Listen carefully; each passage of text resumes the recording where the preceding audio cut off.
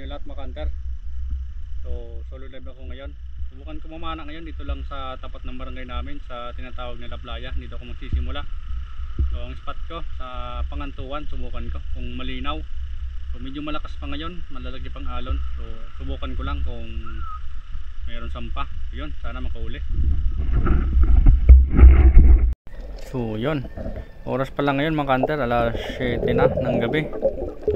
So ito, unang dive natin. Ayan, labas yung buntot, isang lapu-lapo. Kaso nang pinana natin parang daplis lang, kaya ayun, nakawala, hindi natin nahuli, sayang. Pero ito, sunod na dive ulit mga hunter.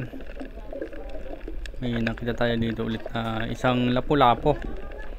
Ayan o, kita ulit yung buntot, laki-laki na sana. Kaso daplis ulit yung padama natin. Ayun sa slow mo, ayun, luman sa kabilang butas. Kaya di ulit natin nahuli, sayang. At sa una at pangalawang pana natin, kaya ito, maghanap na ulit tayo ng mapapana.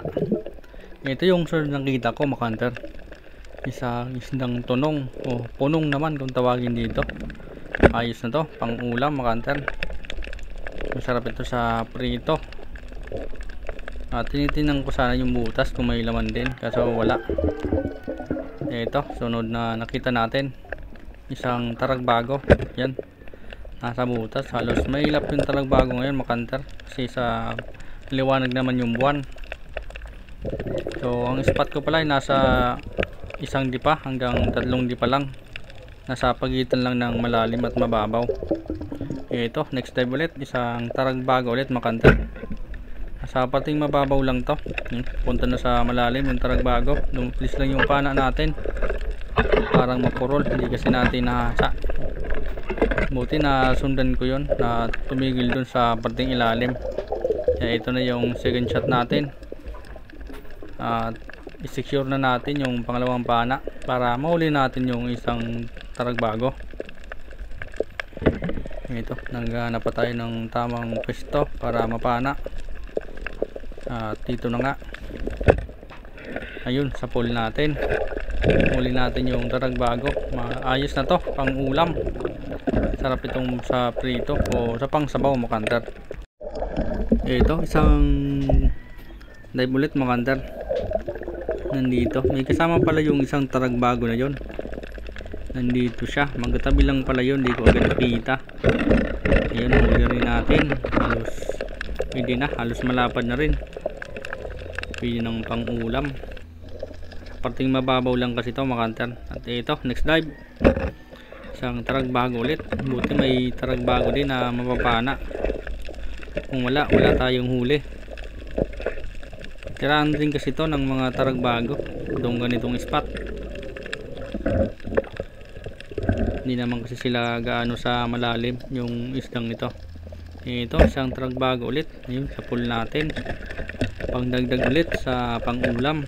At kung susurtehin ay sana makabinta tayo.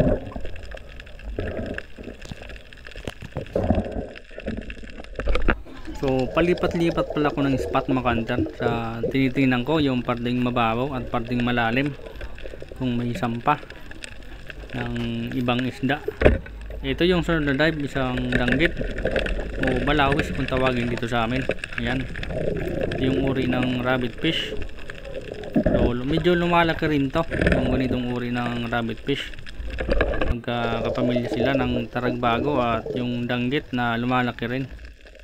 Next dive, ito mga hunter, isang parrot fish o ulapay kung tawagin dito sa amin. So sabi nila bawal daw itong panain, pero ang tanong, bakit ang dami sa palengke? Ayun, tamang video lang muna tayo dito mga hunter. Ito, at maghanap na lang ulit tayo ng mapapana. Pinakita tayo ditong isang surahan. Ayan, ayos na, good size na, pwede ng pang ulam. Masarap ito na pang ihaw, itong surahan na to. Matabang ganitong uri ng isda. Good size na, pinari na pang ulam. Sana makadagdag pa tayo ng malaki-laki para kung sakali ay makabenta tayo.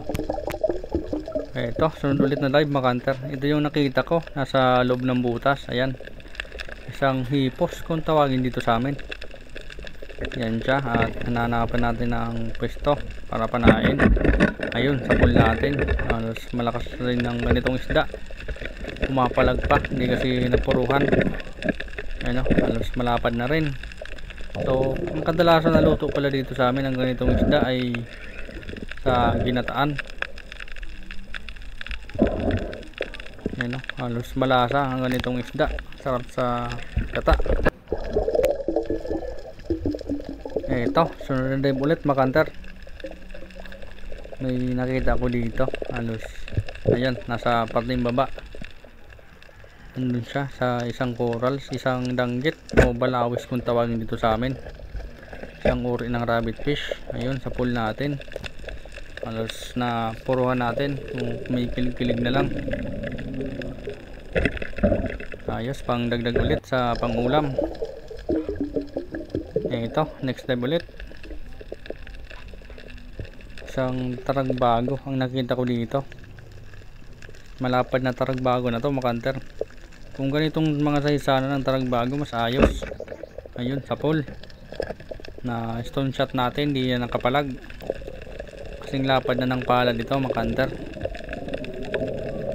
Dati marami ng ganito kalalapad na taragbago dito sa amin. So halos sa dami kasi nang namamana, ayun, unti-unti ring naubos. Pero may mga sumasampa rin naman. Ito, isang taragbago ulit nasa butas. Ayos, buti may sampa rin yung taragbago. Kahit papaano may napapana tayo na pang ulam. Ito kasi talaga ang kadalasan na sumasampa dito sa ganitong spot. Ito, next dive, isang cuttlefish. Ayun, nakachamba pa tayo ng cuttlefish.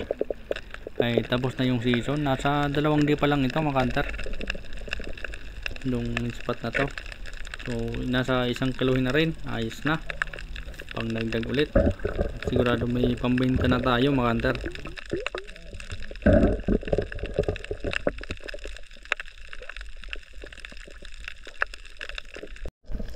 Ito, maghanap na ulit tayo ng sunod ng papana para makadami tayo.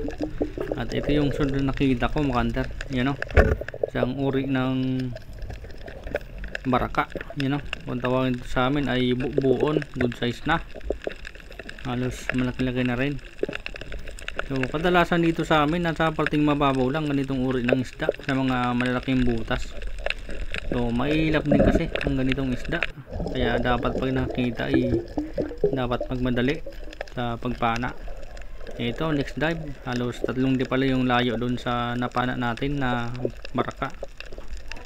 Yun o, isang kupapha kung tawagin dito sa amin, nasa ilalim ng butas. Ayun, sa pool natin. Ayos, at may pang ulam na naman. Masarap na pang ulam ito mga hunter. Yun o, halos malaki na, good size na. Ayos, thank you Lord, may blessings na naman tayo at may masarap na pang ulam. Ayos na din, at sana madagdagan ng ganitong huli natin. Ito, next dive ulit mga hunter. Isang surahan, ayun, nasa ilalim ng bato. Ayun, sa pool natin. Kakadalawang surahan na tayo at may kasama palang talagbago. Sumasabay pa sa alon. Kung mapapansin nyo, talagang malakas yung spot, halos maalon. Pinagtsatsagaan lang natin para makahuli tayo ng pang-ulam. Ito, at huli na rin natin. So may 2 surahan na tayo na pang-ihaw. Masarap na pang-ihaw. Ayos na at may pang-ulam. At sana madagdagan yung taragbago natin para may pang-benta tayo. Ito, next dive, isang taragbago ulit mga hunter. No, hindi gumagalaw sa pool. Huli, pang dagdag ulit. So kahit ganitong mga size, pwede nang pagtyagaan. So para makadami at makabenta. So kahit paunti-unti ay siguradong dadami yan. Ito, next dive mga hunter. Kakita ko ng isang uri ng crab. Ito, yun o, tapos na isang shell. Hindi ko alam kung anong tawag dito sa crab na to. 3 sila, andyan o. At di ko rin alam kung nakakain ng ganitong uri ng alimasag. Yun o, 3. Malalaki na rin sana. Nanginginain sila dito sa parting pangantuan. So comment nga kayo kung nakakain ng ganitong uri ng alimasag, mga hunter. So sa part na to, pabalik na ako, mga hunter. So dumaan ulit ako dito sa dinaanan ko kanina sa pangantuan para pabalik. Ito, isang taragbago yung nakita ko. So malapit na sa pangpang, mga hunter. Ayan.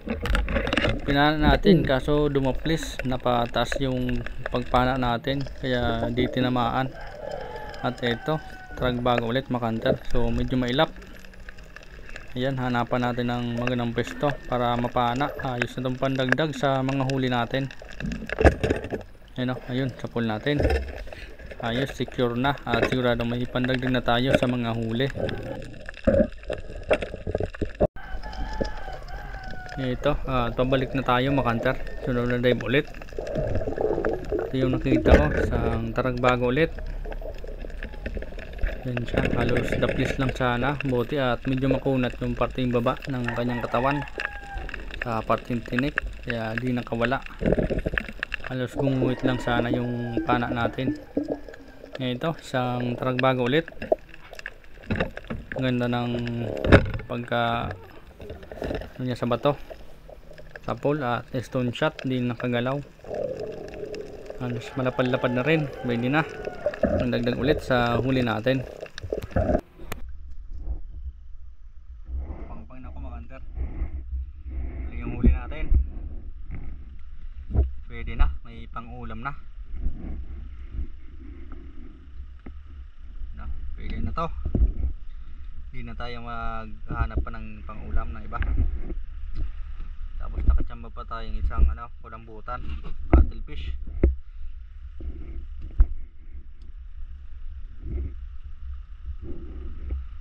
So yun, pauwi na tayo, mga hunter.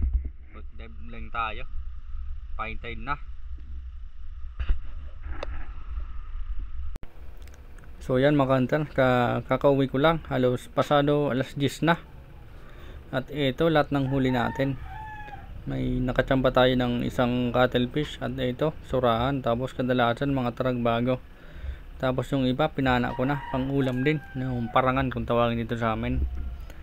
At ayun yung isang uri ng lobster, sleeper lobster. Ito yung titimbangin na natin yung isang kulambutan. Ayan, halos nasa 900 grams. So may ata pa pala yan. So tatanggalan na lang ng ata. Ito, pagsasamahin ko na lahat kasi wala tayong taga video, nahihirapan tayo. At yun, titingnan lang natin kung ilang kilo lahat yung mahuli, yung huli natin na isda.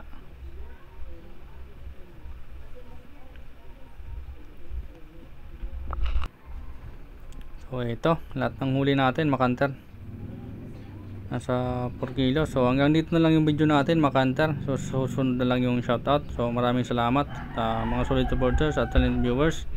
So yun, maraming salamat sa inyo lahat.